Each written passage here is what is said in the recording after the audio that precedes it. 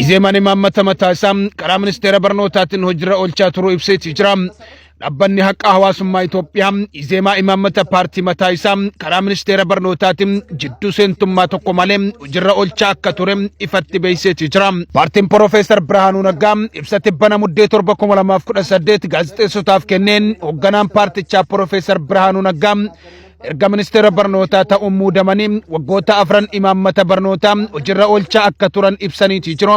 akka miseensi koree hojii raawwachiiftuu biyyoolessa dhaabichaa Iyumas Finjiranitti ministeerri kun waan itti amane hojjetaa ture jechuun kun bu'aa guddaa filannoo itti aanuuf duula filannoo itti fayyadamnu ta'uu ibsina jedhaniiti jiru ibsi ofiisni Izeemaa kenne kun hawaasa muslimaa biratti yaaddoo fi gaafii guddaa kaaseeti jira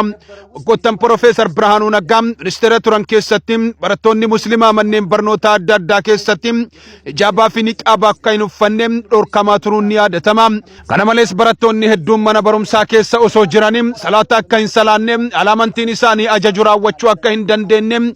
ittifamuu isaaniitiin mana barumsaa isaanii keessa ari'ama dorsisni irra gahaa turuun ni yaadatama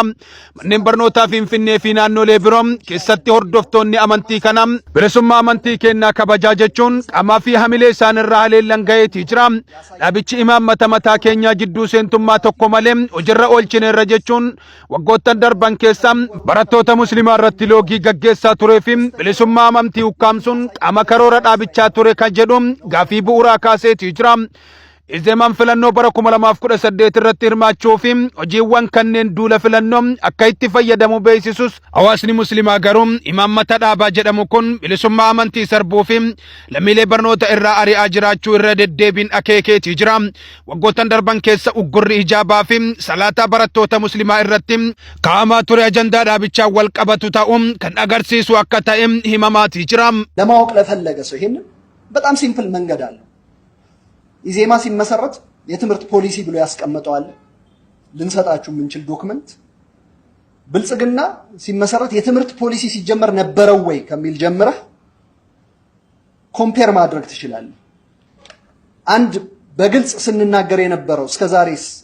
ፕራውድሊ ስንናገር የነበረው ኢንተርቬንሽን ኖሮብን አያውቅም ለትምህርት ሚኒስቴር በመንሰራው ስራ ያመንበትን ሚኒስቴሩ ያመኑበትን ሲሰሩ ነው የቆዩት ስትራቴጂ ከመንደፍ ጀምሮ አሁን የተተገበሩ ተግባራት የኢዜማ ፖሊሲ ውስጥ አሉ ወይ የትምህርት ፖሊሲ ውስጥ ብላችሁ ሄዳችሁ ማየት ትችላላችሁ ያልተገበርነው ይኖራል እንጂ ከተተገበረው ውስጥ የኢዜማ ፖሊሲ ውስጥ የሌለ የለም ይሄንን ክሊር ማድረግ ያስፈልጋል ስለዚህ የትምህርት ሚኒስቴሩን በዚህ ለመዝጋት ያህል የትምህርት ሚኒስቴሩን ፕላስ ደግሞ ከመንግስት ጋር መስራትን በግልጽ ለመዝጋት ያህል በጣም የምንኮራበት በሚቀጥለው ምርጫም የምንቀሰቀስበት ስራ ሰርተናል ብለን ነው ምናምነው በትምህርት ሚኒስቴር በኩል ከመንግስት ጋር መስራት ራሳችንን ፕሩቭ እንድናደርግ ለህዝብ ስልጣን ቢሰጠን ይሄን ነው ምንሰራው መስራት እንችላለን የሚለውን ከማሳየት በዘለለ የምንሰራቸው ስራዎች እንዴት ለህዝብ የሚጠቅሙ እንደሆኑ ያሳየንበት ነው ጠቅሞናል ብለን እናምናለን እንደ ፓርቲ ዲስፓይት ኦል ዘ ሩመርስ ከሚወሩት ከሚቀርቡብን ወንጀላዎች በስተጀርባ የምናሳየው ተግባራዊ ስራ የሰራንበት ነው ብለን ነው ምናምን